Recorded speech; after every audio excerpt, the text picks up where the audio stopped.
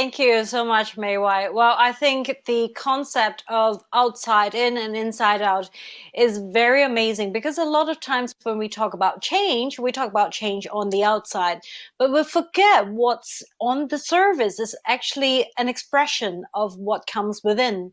So a lot of you know me by my communications career. I do quite a bit of coaching, training, workshops or facilitation for different organizations in the area of communication. So I'm going to spend the next few minutes to share with you on what I feel is imminent in these times of change when we talk about brand communication. For a second, I would imagine this. Imagine that you're in the house, sitting on your sofa with your family, watching late night news, playing with your dogs, enjoying family time. And then you went into the kitchen. In the kitchen, you saw that the stove was on fire. You're the only one there, and you realize very soon that that is beyond salvaging. The only way or the only thing to do right then and there is to get your family out of the house to safety.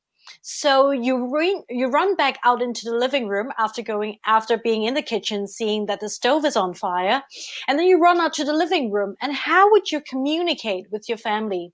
You have two options. Option A is that you would run out into the living room and say, "Hey, run, it's on fire. Let's go, let's go." Or B, you would go into the living room and say, "Hi, family, we have a situation here. I think it requires our attention because there is an incident in the premises, and it would be ideal for us to look into the matter with immediate urgency because we might need to pack and evacuate the house." Well, I certainly hope for those of you who are watching, you would choose A, that says quickly, "Run, there's a fire," with a lot of emotion, instead of using option B, which is, telling them slowly with a lot of words that aren't really necessary during that time.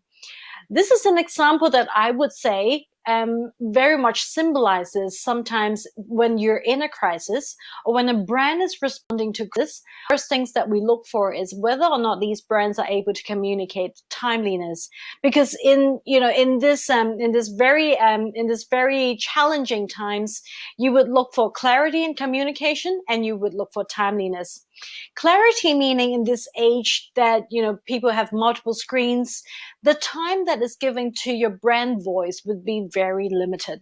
So if you are able to shorten or to make your message clear, that is brief as well as to the point to your consumers and to your internal brand owners, you stand a much higher chance for people to listen to you and to understand you.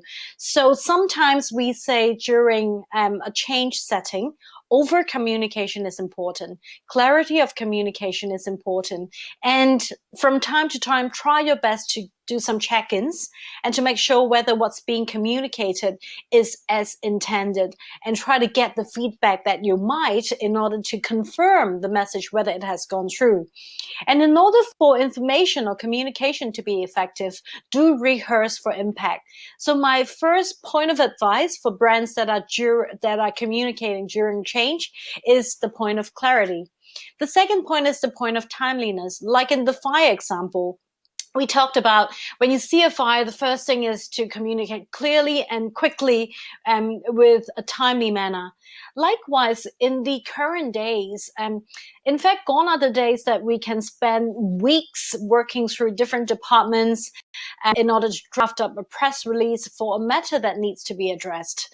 We are actually looking at a much shorter time window, and our customers and our consumers looking for us to be able to respond very timely to situations that arises. So aside from clarity, timeliness is another important factor that we need to be quite careful of.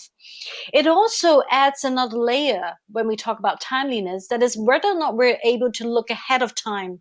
So imagine if you're a brand and you're looking at a certain issue, if you're able to predict with a certain level of certainty what would be happening next, and you're able to communicate ahead of time, that would set you apart from your competitors. So I would like to give you an example of one of the biggest hit movies in our times is the Titanic, right? And when the Titanic set sail and when it came across a major disaster in the year 1912, the factor of timeliness is also is in fact one of the things that we see lacking, because as the crew on deck saw the iceberg coming, he delayed in flagging to the crew and to the rest of the crew and to the people that in fact there is an iceberg. So imagine if that person on the lookout did catch up on the timeliness of communicating the message, or if he wasn't distracted in the movie, if he wasn't distracted by the kiss of Jack and Rose on the deck, was a factor that they did capture, maybe the disaster could have been avoided. So another factor that links to the point is authenticity. In current days, when we talk about change and when we talk about communication, more and more consumers, internal customers, external customers, or even our competitors are looking at a more humane and true communication channel and message.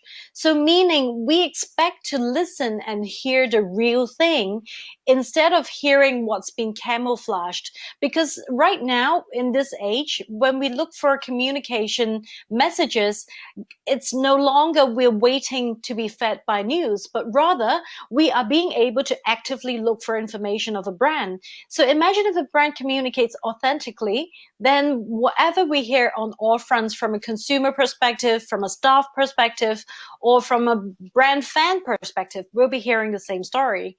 But if you're not authentic, it would mean that we'll be hearing mixed messages from different types of channels, and that would be a brand that doesn't come across authentic, and people don't like that. So authenticity is important, and I think it also is a challenge to a lot of brand owners that we need to be bold to not have all the answers and to be honest with what we communicate.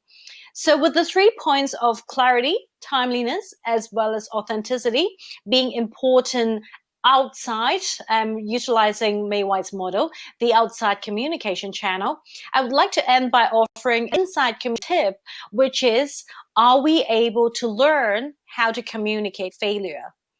Because imagine that we're in a change mode if you are looking at a brand change or an environmental change. If we're in a change mode, it would mean that we are experimenting, we're trying different things. So it's like when I was a college student, I studied physics, I studied chemistry, I go into the lab and I do lab tests, right? So in the lab, one of the things that I'm expected is to have failures. And it's totally okay to write my lab report saying I did not succeed in this experiment because there was this point that I missed, or there was this little measurement that I didn't take. So we're okay with failing. But then in a business context, especially when we're during change, if a brand or if an organization is not ready to develop a culture of failure communication, at least internally, it would mean that, whatever change that's going on is really something that, we were not trying to really address. Because imagine the brands that we love or the brands that we use, very common brands say WD-40. It's a lubricant brand, and the name WD-40 actually means it's the 40th formula. So meaning they have failed 39 times. And for a brand to be able to put that 40 onto their brand name, I think is pretty amazing, because it would mean that the culture of the brand would allow failure. And like what Albert Einstein has said, if we solve the same problem with the same solution, that would be equivalent. So whether or not we're able to solve the same problem with a different solution, that means change. And with change, there has to be failure. So my advice for brand owners would be, could you have a brand communication internally that would be able to allow failure communication? So that's my 4 points of tips for you.